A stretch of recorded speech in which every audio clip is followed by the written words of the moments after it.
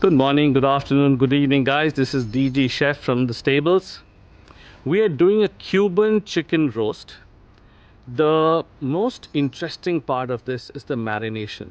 It's a huge marination. They also call it the mojo marinade, but we'll do a little twist. After it's done with all the marination ingredients that go in it, it's an outstanding dish to try. Lovely for lunch. Try this out.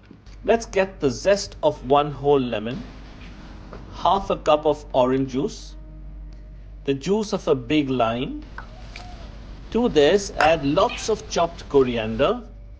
We follow this with a liberal addition of chopped garlic. Add the lemon zest now, half a teaspoon of oregano, 1 teaspoon of sugar.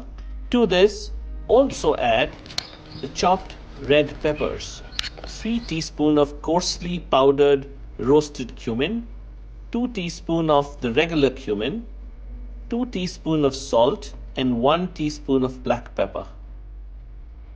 With all these ingredients, you can't go wrong, and it's absolutely drop dead gorgeous, guys. Blitz all these delightful ingredients in a blender to make this burst of flavor marinade. The smell from this flavor bomb will now sit with the chicken thighs for about 3 hours in the refrigerator. Also keep 1 cup of this marination aside, which we will use a little later.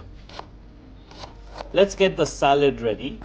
I'm using chopped pears and chopped de-seeded tomatoes, both from the farm.